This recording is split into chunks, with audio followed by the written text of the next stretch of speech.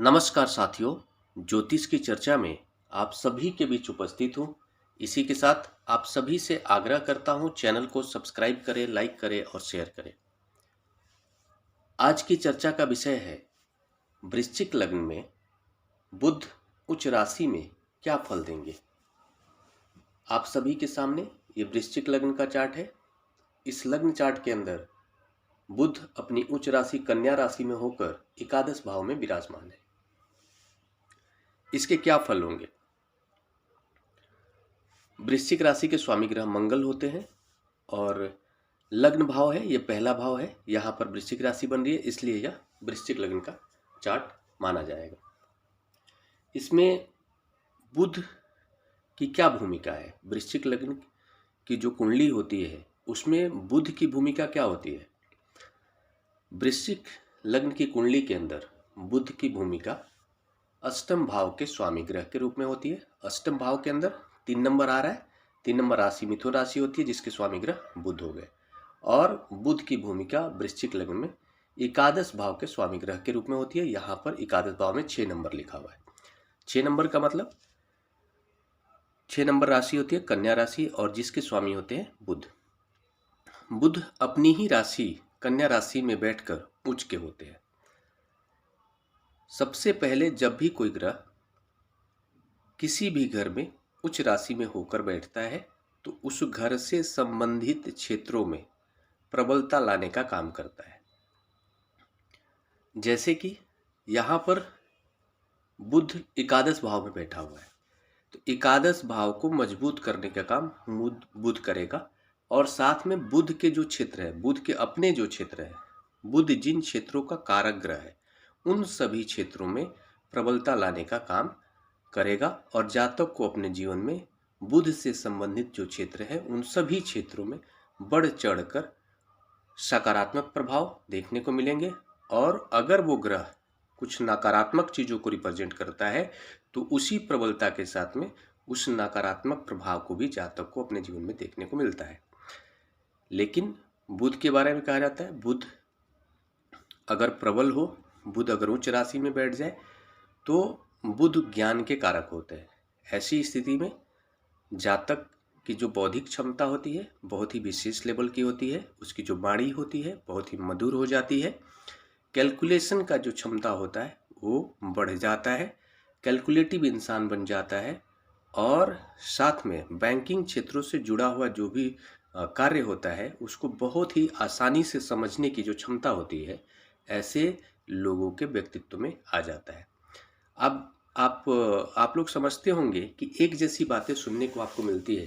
जैसे बुध की उच्च राशि की बात हो रही है तो सभी लग्नों में मेष राशि से लेकर के और मीन राशि तक सभी लग्नों में बुध के जब प्रभाव की बात की जाएगी तो कुछ ऐसे शब्द होंगे, कुछ ऐसी बातें होंगी जो कॉमन होंगी। अब बुध चाहे जिस लग्न में भी उच्च का होकर बैठेगा तो बुध जिस क्षेत्र को रिप्रेजेंट करता है उस क्षेत्र से संबंधित हर लग्न वाले जातकों को बढ़ चढ़ करके प्रभाव देखने को मिलेगा। जैसे बुध जो है वो स्किन का कारक है, बुध ज्ञान का कारक है, बुध कैलकुलेशन का कारक है, बुध मैथमेटिक्स में बहुत बड़ा सहयोगी होता है। अगर बुध मजबूत है तो व्यक्ति को सीए बनाने में बुध की भूमिका बहुत ही महत्वपूर्ण होती है। व्यापारी बनाने में बुध की भूमिका बहुत ही ज़्यादा महत्वपूर्ण होती है। और इसी तरह से हम ये देखेंगे कि ये जो प्रभाव है मतलब 90% केसेस में सभी लग्न वालों कोई भी लग्न हो अगर बुध उच्च का होकर बैठा है तो इस तरह का प्रभाव जातक को देखने को मिलता है। अंतर कहाँ आता है कि जातक जब जिस घर में जाकर बैठता है तो घर सारे जो है कि बदलते चले जाते हैं जैसे जैसे लग्न बदलता चला जाता है। अब जैसे यहाँ पर जो है कि वृश्चिक लग्न की कुंडली है तो यहाँ पर जो बुध की भूमिका है अष्टम भाव के स्वामी ग्रह के रूप में, तो अष्टम भाव से संबंधित जो क्षेत्र होंगे उसमें प्रबलता देखने को मिलेगा बुध के कारण। साथ में एकादश भाव के स्वामी ग्रह है बुध, तो एकादश भाव से संबंधित क्षेत्रों में बुध के कारण प्रबलता देखने को मिलेगा। अब इसके क्या प्रभाव होंगे, अब थोड़ा सा इसको और बारीकी से समझते हैं। जो अष्टम भाव होता है वो बड़े रोगों का होता है, आयु का होता है, इनोवेशन का होता है, डिस्कवरी का होता है, खोजबीन का होता है, ज्योतिष का होता है। अगर अष्टम भाव का स्वामी ग्रह उच्च का होकर बैठा है तो ये बताता है कि जातक का जो इंटरेस्ट होगा इन सभी क्षेत्रों में विशेष रहने वाला है। जातक की जो पकड़ होगी इन क्षेत्रों पर विशेष रहने वाली है। मतलब आप ये मान सकते हैं कि अष्टम भाव का स्वामी अगर उच्च राशि में होकर बैठा है तो जातक का जो जीवन होगा उसमें जो है कि बहुत रेयरली किसी तरह के रोग की स्थिति बनेगी। नहीं तो अगर रोग भी होता भी है तो आसानी से वो ठीक होने की संभावना रहेगी। लेकिन ये सिर्फ एक पर्टिकुलर एक ग्रह की बात हो रही है, बाकी सारे ग्रहों की भूमिका क्या है उस पर भी थोड़ा निर्भर करता है। इसके साथ साथ जातक का जो इंटरेस्ट होगा डिस्कवरी मतलब किसी भी क्षेत्र में इनोवेटिव आइडिया लेकर के जातक जो है कि अपने जीवन में जो कुछ भी करेगा वो इनोवेटिव आइडिया लेकर के जीवन में आगे बढ़ने की कोशिश करेगा। अगर वो व्यापार भी करेगा तो एक इनोवेटिव आइडिया के साथ में करेगा, एक विशेष अलग तरीके का आइडिया। ऐसा नहीं कि जो पहले से चला आ रहा है उसी चीज़ को फॉलो कर लिया और फिर वो व्यापार कर लिया। इस तरह की चीज़ों को फॉलो करने में वो बिलीव नहीं करेगा। वो कुछ नया करने की सोच रखेगा और उसके लिए वो रिसर्च करेगा, इनोवेटिव आइडिया लेकर के आने का काम करेगा। साथ में ऐसे जातक का ज्योतिष में बहुत अच्छी पकड़ होती है। और बुध के कारण बुध अगर बहुत उच्च का होकर बैठा हो, अष्टम भाव का स्वामी ग्रह होकर बैठा हो, तो ऐसा जातक का जो कैलकुलेशन होता है मतलब प्रेडिक्शन जो होता है ज्योतिष के क्षेत्र में वो भी बहुत हद तक सही पाया जाएगा। क्योंकि अष्टम भाव के स्वामी ग्रह बुध है और बुध जो है कि गणित के कारक हैं, बुध ज्ञान के कारक हैं। तो ज्योतिष में क्या होता है, प्रेडिक्शन करना होता है। तो प्रेडिक्शन किस आधार पे करना होता है, गणना करके करना होता है।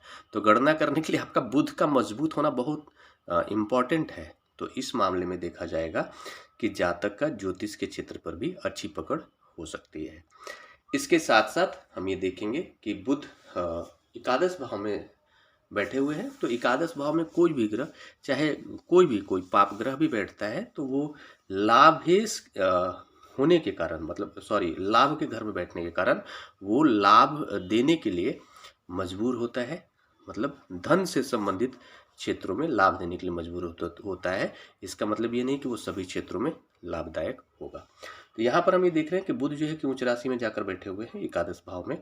तो एकादश जो भाव होता है वो बड़े भाई का भी होता है। तो ऐसी स्थिति में जातक का बड़े भाई से भी एक अच्छे संबंध रहने की संभावना है और बड़े भाई जो होगा वो भी जो है कि जातक के लिए लाभदायक होने वाला है। इसके साथ साथ जातक बुध के क्षेत्रों से जुड़कर अगर किसी भी तरह का कार्य करता है, बुध जिन क्षेत्रों को रिप्रेजेंट करता है, अगर ऐसे क्षेत्रों से जुड़कर जातक कार्य करता है अपने जीवन में तो यह तय है कि वो एक बड़े लेवल की सफलता हासिल करेगा। मतलब बहुत ज़्यादा लाभदायक होने वाला है।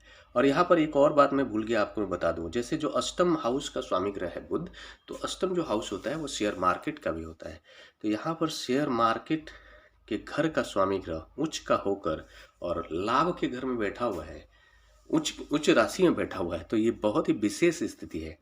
ऐसे स्थिति में जातक अगर फाइनेंशियल सेक्टर में पैसे लगाता है, शेयर मार्केट में पैसा लगाता है, म्यूचुअल फंड से पैसा लगाता है, तो बहुत सारे मामलों में सोच समझ करके करता है तो उसके लिए बहुत ही लाभदायक होने की स्थिति बनती है। ऐसी स्थिति में जातक बहुत बड़ा शेयर मार्केट का पकड़ रखने वाला इंसान हो सकता है, आप ये जान सकते हैं।